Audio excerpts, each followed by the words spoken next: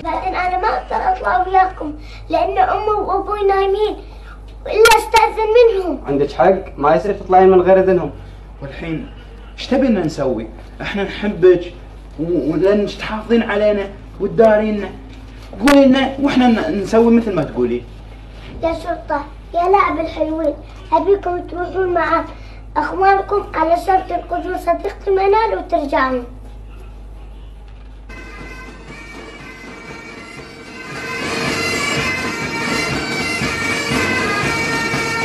وبالرغم من ان اللعبتين ملوت منال انكسرت ايدينهم وما قدروا، الا انهم ما خلوها في هالورطة هذه وما قابلوا اساءتها بالشر ابدا، وهم ناس طيبين. قالوا احنا نغفر لها ونسامحها لان اللي يغفر الغلط انسان طيب وزين. فمثل ما قلت لكم راحوا وسلوى قالت لهم اخذوا الشرطة مالوتي علشان تنقذونها، اخذوا الشرطة وراحوا كلهم عند ملال في البير علشان ينقذونها.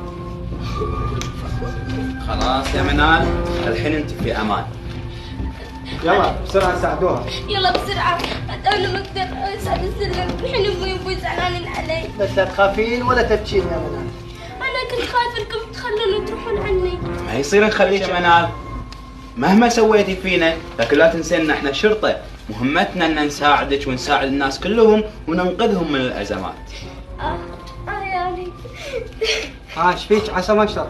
ليش تبكين؟ انا متضايقة من نفسي لاني اذيتكم وكسرت ايدكم، وانتم الحين تحبوني. سامحيني الله يخليكم، سامحوني. احنا مسامحينك يا منال، لكن شو الفايدة عقب ما كسرت يدينا؟ يلا امشي يا منال، الحين ناخذك ونوديك بيتكم قبل لا يقومون ابوك وامك ولا يشوفونك. يلا امشي يا منال.